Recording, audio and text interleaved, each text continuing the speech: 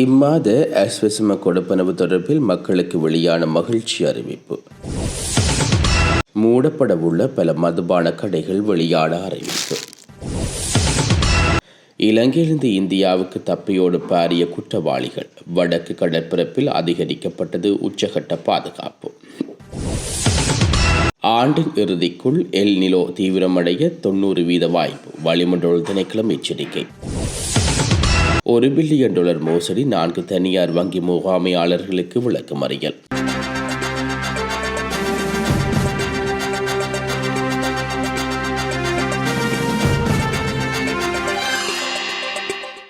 இன்று தொடக்கம் 28ஆம் தேதி வரை 11 நாட்களுக்கு மூடப்பட உள்ள பல மதுபான சாலைகள் தொடர்பில் கலால் திணைக்களம் அறிவிப்பொன்றை வெளியிட்டுள்ளது. இன்று தொடக்கம் கண்டிய சில பிரேராவின் முதல் கும்பல் பிரேராவின் வீதிகள் விளம்பர உள்ள நிலையில் பெரேரா முடியும் நாள் வரை மதுபான கடைகளை மூட நடவடிக்கை எடுக்கப்பட்டுள்ளதாக கலால் திணைக்களம் அறிவித்துள்ளது. ஏற்கனவே கண்டி கடவத்த சாதனா மற்றும் கங்காவத்து கேரள பிரதேச செயலக பகுதிகளில் உள்ள அனைத்து மதுபான கடைகளை மூட நடவடிக்கை எடுக்கப்பட்டுள்ளது. மேலும் குண்டா சாலை பிரதேச செயலகத்தின் நாத்தம்போத்த கிராம அலுவலக கோட்டத்திலும் பிரதான சாலையொட்டியுள்ள எரிபொருள் நிலையம் வரையிலான அனைத்து மதுபான கடைகளும் மூடப்படும் என்றும் அறிவிக்கப்பட்டுள்ளது. சட்டவிரோத பண பரிமாற்றத்தின் சம்பவ தொடர்பில் கைது செய்யப்பட்ட 4 தனியார் வர்த்தக வங்கிகளின் முகாமையாளர்களையும் எதிர்வரும் 20ஆம் தேதி வரை விளக்கமறியல் வைக்குமாறு கொழும்பு பிரதான நீதிவான் நீதிமன்றம் உத்தரவு பிறப்பித்துள்ளது. இலங்கைக்கு எவ்வித பொருட்களையும் இறக்குமதி செய்யாமல் கொழும்பு கோட்டையில் உள்ள பண பரிமாற்ற நிறுவனம் ஒன்றினூடாக $1 பில்லியன் அமெரிக்க சட்டவிரோதமாக செயற்பாடுகளுக்கு அனுப்பியமை தொடர்பில் நிதி குற்றப்புலனாய்வு பிரிவினரால் இவர்கள் கைது செய்யப்பட்டுள்ளனர். இந்த மாதத்துக்கான அஸ்வசம கொடுப்பனவை எதிர்வரும் 19ஆம் தேதி பயனாளர்களின் வங்கிக் கணக்குகளில் வைப்பிட நடவடிக்கை எடுக்கப்பட்டுள்ளதாக நிலம்புரி நன்மைகள் சபை அறிவித்துள்ளது. இத்தொடர்பில் நிலம்புரி நன்மைகள் சபை வெளியிட்டுள்ள அறிக்கையில் இந்த தகவல் தெரிவிக்கப்பட்டுள்ளது. அதன்படி அஸ்வசம நிலம்புரி திட்டத்தின் முதலாம் கட்டத்தின் கீழ் 9,99,502 பயனாளர்களின் குடும்பங்களுக்கு $9,41,892,500 தொகை வங்கிக் கணக்குகளில் வைப்பிடப்பட்டுள்ளது. இதன் இரண்டாம் கட்டத்தின் கீழ் 2,12,955 பயனாளர்களின் குடும்பங்களுக்கு $2,321,735,000 தொகையை வைப்பிடுவதற்கு திட்டமிடப்பட்டுள்ளது. இதற்குமே தகுதியான பயனாளர்கள் தங்களது வங்கிக் கணக்குகளூடாக குறித்த கொடுப்பனவுகளை பெற்றுக்கொள்ள முடியும் எனவும் இதற்கான தொகையை உரிய பயனாளர்களின் வங்கிக் கணக்குகளில் எதிர்வரும் 19ஆம் தேதி வரவு வைக்கப்படும் எனவும் நிலம்புரி நன்மைகள் சபை தெரிவித்துள்ளது. இலங்கை ராணுவம், கடற்படை மற்றும் விமானப்படை ஆகிய முப்படைகளினாலும் தனித்தனியாக நடத்தப்பட்டு வரும் ஆராய்ச்சி மற்றும் அபிவிருத்தி பிரிவுகளை ஒருங்கிணைத்து ஒரு தேசிய ஆராய்ச்சி மற்றும் அபிவிருத்தி மையத்தை நிறுவ ஜனாதிபதி அன்ருகுமார் திசாநாயக்க யோசனை தெரிவித்துள்ளார்.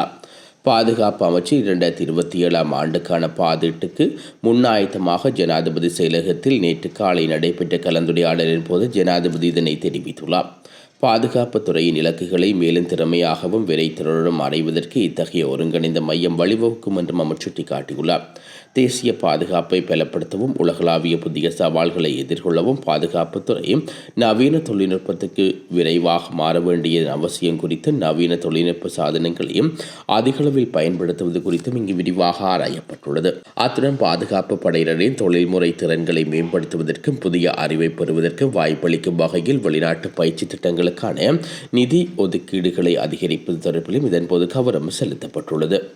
மேலும் ஜெனரல் சர் ஜோன் ஹொத்தலாவ பாதுகாப்பு பல்கலைக்கழக மருத்துவமனையின் நடவடிக்கைகள் மற்றும் ஆரம்பிக்கப்பட உள்ள நெவில் பெர்னாண்டோ மருத்துவமனையின் செயற்பாடுகள் குறித்தும் இவ்விரு நிறுவனங்களுக்கும் தேவையான நிதி ஒதுக்கீடுகள் மற்றும் எதிர்கால திட்டங்கள் குறித்தும் கலந்துரையாடப்பட்டுள்ளன.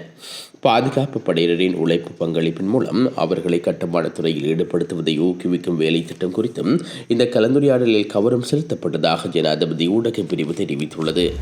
அம்பாறை கல்முனை ஆதார வைத்தியசாலையில் இடம்பெற்றதாக கூறப்படும் சுகாதார உதவியாளரின் சீருடை தொடர்பான பிரச்சினை இன்றுடன் முடிவுக்கு வந்துள்ளதாக இலங்கை தமிழரசு கட்சியின் அம்பாறை மாவட்ட நாடாளுமன்ற உறுப்பினர் கவீந்திரன் கோடீஸ்வரன் தெரிவித்துள்ளார். அவர் மேலும் தெரிவிக்கையில், கல்முனை ஆதார வைத்தியசாலையில் கடந்த 6ஆம் தேதி புதிதாக நியமிக்கப்பட்ட 37 மூவிர சுகாதார உதவியாளர்களில் 9 பேர் இஸ்லாமிய பெண்களாவார். அவரது சீருடை பிரச்சினை தொடர்பாக நேற்று சுகாதார அமைச்சு தீர்க்கமான முடிவை அனுப்பியுள்ளது. அதாவது குறித்த 9 இஸ்லாமிய பெண் சுகாதார உதவியாளர்களையும் அருகிலுள்ள கல்முனை ஆஸ்ட்ர ஞாபகத்த ஆதார வைத்தியசாலை கடமாற்றம் செய்வதற்கான உத்தரவும் கிடைத்திருக்கிறது. அவர்கள் இன்று விடுவிப்பு செய்ய இருக்கின்றார்கள். அத்தோடு இந்த பிரச்சினை முடிவுக்கு வருகிறது என்று கூறினார்கள்.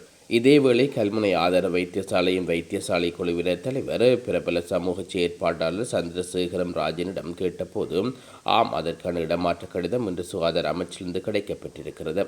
நாளை அவர்கள் 9 பேரும் விடுவிக்கப்படுகின்றார்கள். இதற்காக ஒத்துழைத்த சுகாதார அமைச்சர் நளிந்த தேதிச, அம்பாறை மாவட்ட நாடாளுமன்ற உறுப்பினர் கவிகோடீஸ்வரன், நாடாளுமன்ற உறுப்பினர் ஆதம்பவா உட்பட அனைத்து தரப்பினருக்கும் நமது குழுவினர் சார்பில் மனமார்ந்த நன்றிகளை தெரிவித்துக் கொள்கிறேன் என்று குறிப்பிட்டுள்ளார். அத்துருக்கிய கபரக்கட ஸ்ரீ லங்கார மாவத்தை பகுதியில் நேற்றிரவு இடம்பெற்ற துப்பாக்கிச் சூட்டு சம்பவத்தில் ஒருவர் படுகாயமடைந்துள்ளார். காயமடைந்தவர் உணவகம் ஒன்றின் உரிமையாளரிடமும் படுகாயமடைந்தவர் சிகிச்சைகளுக்காக மருத்துவமனையில் சேர்க்கப்பட்டதாக அவன் தெரிவிக்கப்படுகிறது. உந்துளியில் பிரவேசித்த அடையாளம் தெரியாத 2 நபர்களை இந்த தாக்குதல் எடுத்துவிட்டு தப்பிச் சென்றதாக ஆரம்பகட்ட விசாரணைகளில் தெரிய வந்துள்ளது. வடக்கு கிழக்கு தமிழர் தாயக பரப்பில் அமைக்கப்பட்டுள்ள இராணுவ முகாம்களுக்கு எவ்வித நில தொடர்புகளும் இல்லாமல் அமைக்கப்பட்டுள்ள விகாரிகளும் கடந்த காலங்களில் தமிழ் மக்கள் படுகொலை செய்யப்பட்டு புதைக்கப்பட்டுள்ளதாக வன்னி மாவட்ட நாடாளுமன்ற உறுப்பினர் ரவிகரன் சந்தேகம் வெளியிட்டுள்ளார். செம்மணியில் நேற்று நடைபெற்ற நீதியின் ஓடம் 2 இறுதி நாள் மாபெரும் ஆர்ப்பாட்ட பேரணியில் பங்கேற்று கருத்து தெரிவிக்கும் போது அவர் இவ்வாறு தெரிவித்துள்ளார். அவர் மேலும் தெரிவிக்கையில், செம்மணி படுகொலை உட்பட ஈழத்தமிழர்களின் மீது திட்டமிட்டு மேற்கொள்ளப்பட்ட படுகொலைக்கு பன்னாட்டு நீதி தேவை என்பதை வலியுறுத்திய சிறார்கள், பெண்கள், முதியவர்கள் என பெருந்திரளானவர்கள் ஆர்ப்பாட்ட பேரணியை முன்னெடுத்திருக்கின்றார்கள். ஈழத்தமிழர்கள் மீது நிகழ்த்தப்பட்ட சகல படுகொலைக்குமான சர்வதேச நீதி விசாரணைகள் மேற்கொள்ளப்பட வேண்டும் என்ற ஈழத்தமிழர்களின் கோரிக்கையினை தற்போதைய ஆட்சியாளர்களது ஏற்றுக்கொண்டு குறித்த படுகொலைக்குரிய சர்வதேச நீதி விசாரணையை மேற்கொள்வதற்கு ஒத்துழைக்க வேண்டும் என்பதை வலியுறுத்தியே இவ்வாறு ஆர்ப்பாட்டங்கள் மேற்கொள்ளப்படுகின்றன. கடந்த ஆட்சியாளர்களில் காலங்களில் செம்மணி புதைகுழி விவகாரம் மூடி மறைக்கப்பட்ட வரலாறுகளும் உள்ளன. அவ்வாறு செம்மணி புதைகுழி விவகாரத்தினை மூடி மறைத்த இனவாத ஆட்சியாளர்களும் சர்வதேச விசாரணைக்கு உட்படுத்தப்பட வேண்டும். இது தொடர்பில் ஏற்கனவே நான் நாடாளுமன்றத்திலும் வலியுறுத்தியுள்ளேன். அத்தோடு தற்போது வடகிழக்கில் மக்களின் காணிகளை அபகரித்து அமைக்கப்பட்டுள்ள இராணுவ முகாம்களிலும் தமிழ் மக்கள் கொல்லப்பட்டு புதைக்கப்பட்டிருக்கலாம் என்ற சந்தேகம் எமக்கு எழுதுகிறது என்றும் தெரிவித்துள்ளார். யாழில் உயர்தர பரீட்சை எழுதும் மாணவர் ஒருவர் நேற்றிரவு பரிதாபமாக உயிரிழந்துள்ளார். அரசடி வீதி கந்தன்மட பகுதியைச் சேர்ந்த திருநாவுக்கரசு வைஷ்ணர் என்ற 19 வயதுடைய மாணவரை உயிரிழந்துள்ளார். இது குறித்து தெரிய வருகையில் குறித்த மாணவன் கடந்த 10ஆம் தேதி உயிரியல் பிரிவில் 2வது நாள் பரீட்சைக்கு தோற்றிய போது மயக்கமடைந்துள்ளார். இதன்போது அவரது பெற்றோர்கள் வரவழைக்கப்பட்டு வைத்தியசாலைக்கு அனுப்பி வைக்கப்பட்டுள்ளார்கள். சிகிச்சையின் பின் வீடு திரும்பினர். அதன்பின் மீண்டும் 12ஆம் தேதி உடல் சொகையினம் ஏற்பட்ட நிலையில் மீண்டும் சிகிச்சைகளுக்கு பெற்றார். பின்னர் நேற்றிரவு உணவு அறந்துவிட்டிருந்த வேளை வலிப்பு ஏற்பட்டுள்ளது. இந்நிலையில் அவரை வைத்தியசாலைக்கு கொண்டு சென்ற வேளை அவர் ஏற்கனவே உயிர்ந்துவிட்டதாக வைத்தியர்கள் தெரிவித்துள்ளார்கள். அவரது மரணம் சம்பந்தமாக விசாரணைகளை திடீர் மரண விசாரணை அதிகாரி அண்டலா மேற்கொண்டார். உடற்கூற்று பரிசோதனையின் போது குறித்த மருந்துக்கான காரணம் கண்டுபிடிக்கப்படாத நிலையில் உடற்கூற்று மாதிரிகள் கொழும்புக்கு அனுப்பி வைக்கப்பட்டுள்ளன.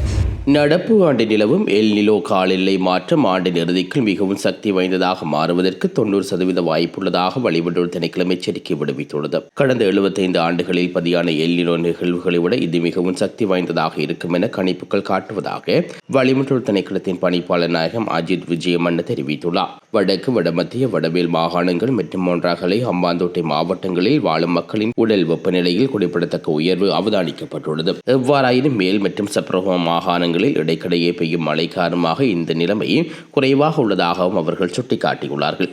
இதனிடையே நீர்ப்பாசன திணைக்களத்தின் கட்டுப்பாட்டில் உள்ள நீர்த்தேக்கங்களின் நீர்மட்டம் சராசரியாக 37% குறைவடைந்துள்ளதாகவும் அந்த திணைக்களம் அறிவித்துள்ளது. தற்போதைய நீரிருப்பு சிறுபோக பருவம் வரைக்கும் எதிர்வரும் நவம்பர், டிசம்பர் மழைக்காலம் வரைக்கும் போதுமானதாக இருக்கும் என எதிர்பார்ப்பதாக நீரியல் வள முகாமைத்துவ பணிப்பாளர் பொறியியலாளர் HNPLSD ஹெரத் தெரிவித்துள்ளார். அத்துடன் வறட்சியான காலநிலை நிலவிய போது நாடு முழுவதும் உள்ள நீர் சுத்திகரிப்பு நிலையங்கள் 100% கொள்வளவில் இயங்கி வருவதாகவும் குடிநீர் விநியோகம் குறைக்கப்படவில்லை என்றும் தேசிய நீர்வளங்கள் வடிகால் அமைப்பு சபையின் தலைவர் சந்தன பண்டார் உறுதிப்படுத்தியுள்ளார். இலங்கையில் சட்டத்தின் பிடியிலிருந்து தப்பிச் செல்ல முயலும் குற்றச்செயல்களை தொடர்புடைய சந்தேகநபர்களை தடுக்கும் வகையில் வடக்கு கடல் எல்லை பகுதிகளில், குறிப்பாக பாக்கு நீரிணை பகுதிகளில் பாதுகாப்பு நடவடிக்கைகள் தீவிரப்படுத்தப்பட்டுள்ளது. மன்னார் கடல் வழியாக சட்டவிரோதமாக இந்தியாவுக்கு தப்பிச் சென்று அங்கிருந்து மத்திய கிழக்கு நாடுகளுக்கு செல்லும் முயற்சிகள் இடம்பெறுவதாக கிடைத்த தகவலின் அடிப்படையில் இந்த நடவடிக்கை முன்னெடுக்கப்பட்டு வருகிறது. இந்நிலையில் வத்தலையில் அண்மையில் இடம்பெற்ற பிறந்த நாள் நிகழ்வு ஒன்றில் ஒருவர் கொலை செய்யப்பட்ட சம்பவம் தொடர்பில் தேடப்பட்டு வந்த 34 மற்றும் 35 வயதுடைய இரு முக்கிய சந்தேக நபர்கள் மன்னார் கடல் வழியாக படகுக்கு இந்தியாவுக்கு தப்பிச் சென்றதாக தெரிவிக்கப்படுகிறது. இந்திய அதிகாரிகளால் கைது செய்யப்பட்ட இருவரும் பின்னர் இலங்கைக்கு அழைத்து வரப்பட்டுள்ளார்கள். தற்போது அவர்கள் மேலதிக விசாரணைக்காக குற்றப்புலனாய்வு திணைக்களத்தினால் பொறுப்பேற்கப்பட்டுள்ளார்கள். அவர்களை மேலதிக விசாரணைக்காக கொழும்பு வடக்கு குற்றப்பிரிவிடம் ஒப்படைப்பதற்கான நடவடிக்கைகளும் முன்னெடுக்கப்பட்டு வருகிறது. சர்வதேச கடத்தக்காரர்களின் உதவியுடன் இடம்பெறக்கூடிய இத்தகைய சட்டவிரோத தப்புச் செல்லும் முயற்சிகளை தடுக்கும் வகையில் வடக்கு கடற்படை கட்டளையாகவும் பாதுகாப்பு படையினரும் கடல் எல்லை பகுதிகளில் சிறப்பு தேடுதல் மற்றும் கண்காணிப்பு நடவடிக்கைகளை தொடர்ந்து முன்னெடுத்து வருகின்றமை குறிப்பிடத்தக்கது. இதுபோன்ற செய்திகளை தெரிந்து கொள்ள யாழ் டிவி நியூஸ் சேனலை சப்ஸ்கிரைப் செய்து அருகே இருக்கிற பெல் பட்டனையும் கிளிக் செய்து கொள்ளுங்க. மேலும் இதுபோன்ற செய்திகளை உடனுக்குடன் தெரிந்து கொள்ள யாழ்டிவி.com எனும் இணையதளத்தின் வாயிலாக எங்களோடு இணைத்துக் கொள்ளுங்கள்.